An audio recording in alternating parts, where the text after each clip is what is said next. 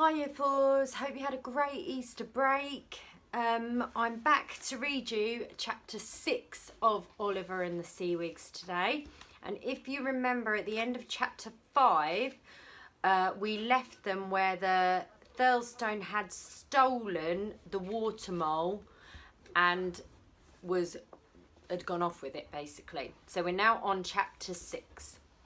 As the Thurlstone vanished, all Cliff's newfound hopefulness drained away. The fight went out of him. Iris and Oliver felt him slump. They couldn't blame him, poor old giant. So much of his golden sand and drifts of flotsam had been washed away when he stooped to fetch the water mole. Now it was gone. His stony head was even more bare than before. "Now what shall we do?" asked Iris. "Go after that Thurlstone, of course," shouted Oliver. "Quick, Cliff, follow him." Cliff lifted his cave mouth out of the waves to say, "What's the point? He's beaten me." Then he subsided again. "You can't just let him win," said Oliver. "Is he the sort of island who deserves to win the Night of the Seawigs? And as for that Stacey de Lacy, go after them and get the water mole back." "How?" rumbled Cliff. "They have an army of monkeys." "He's got a point," said Iris. "Then go to the hallowed shallows," insisted Oliver. "Tell everyone what Stacey and his Thurlstone did."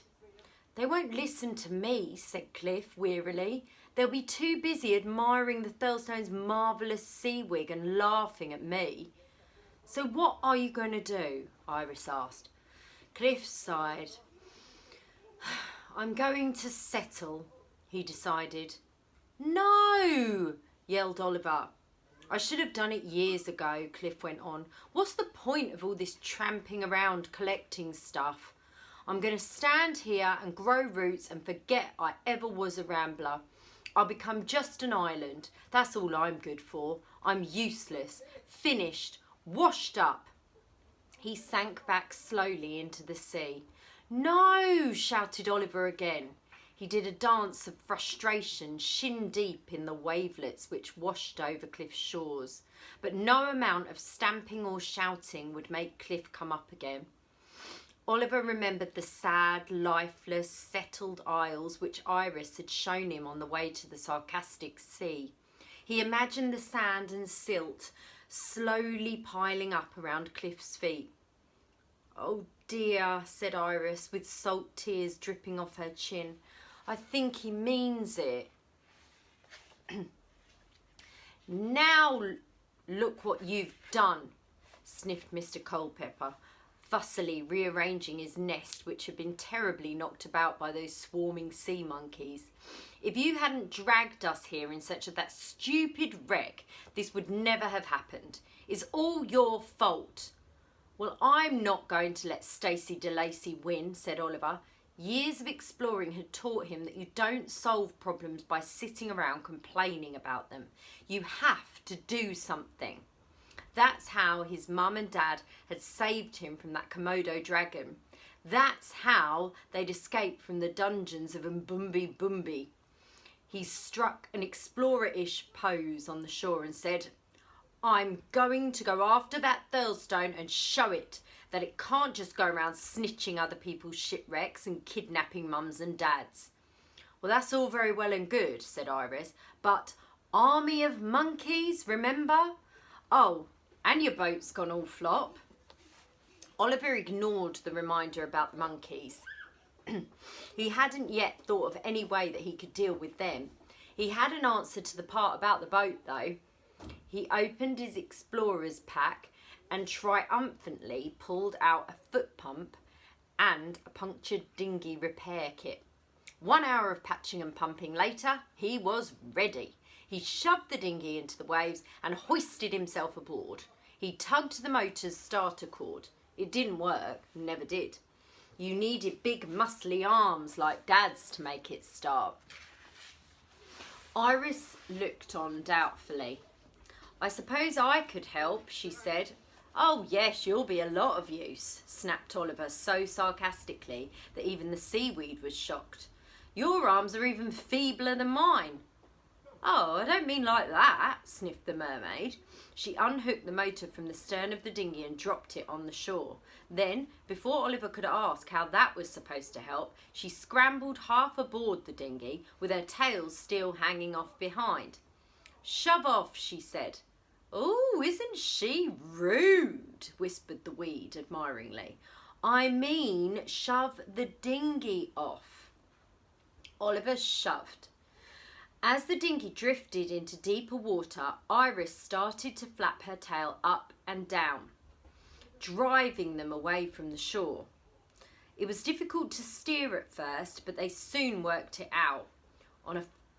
Iris took the dinghy on a farewell circuit of the island. Oliver looked over the side, down through the waves at the great dim cliff face of Cliff's face looming there. He couldn't see if Cliff's eyes were open or closed. He couldn't tell if the rambling isle was watching his friends leave or just too sad to care. He waved anyway. Mr. Culpepper flapped over to perch on the dinghy's prow. I might as well come with you, he said. After all, you'll need help finding that thieving island, I suppose.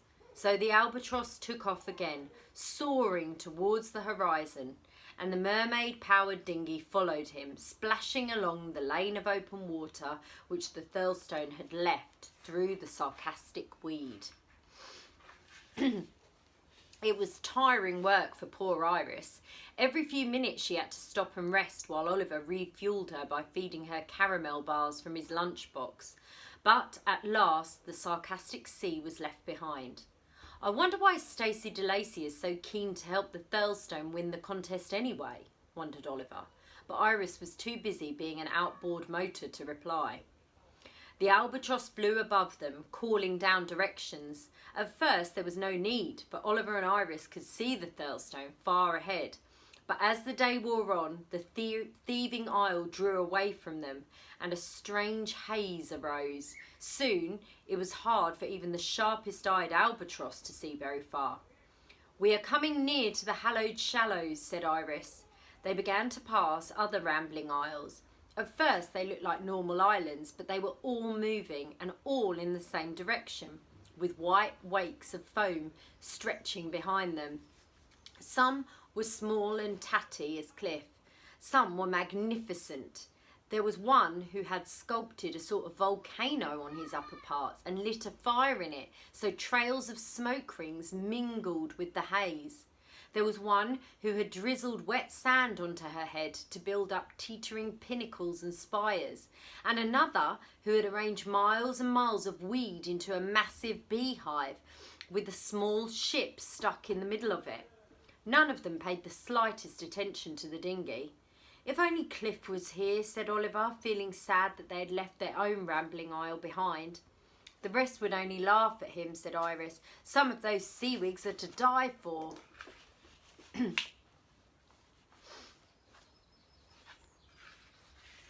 Meanwhile, back in the sarcastic sea, Cliff was thinking sadly of his friends. He'd never had actual people living on him before, and he missed them now they were gone. Not only that, the seaweed had drifted closer now that he was not moving, and it kept jeering and sniggering at him and saying how brave it thought he was. No, he told himself, it's no use worrying. I've had enough. All these years wandering and gathering things just so some other isle can pinch them. That's it. I'm settling here. Maybe one day someone will put another danger submerged rock sign on me. And he shut his eyes and sank his toes down deep into the seafloor silt and tried to stand as still and lifeless as any other rock of the ocean. But he couldn't stop his mind from working. He couldn't stop himself from thinking. He thought how wrong it was that the Thurlestone was allowed to roam around wrecking other people's wigs. Then he thought sadly that the water mole was the best thing he had ever found. Then he thought that actually Oliver and Iris were the best things he had ever found. He began to worry about them. He began to think that maybe the jeering weed was right to hint that he had been cowardly. Maybe Oliver had been right. Maybe he should go to the hallowed shallows and tell the other Isles what that rotten-hearted Thurlestone was up to. Somebody's got to do something, he said aloud. And Oliver and Iris are too small. And the albatross is just an albatross, so that somebody must be me. Ooh, said all the seaweed, tittering in that annoying way it had. But it soon stopped, for Cliff was on the move again, striding and swimming as quickly as he could towards the same horizon that Oliver's dinghy had vanished over. And that is the end of chapter 6.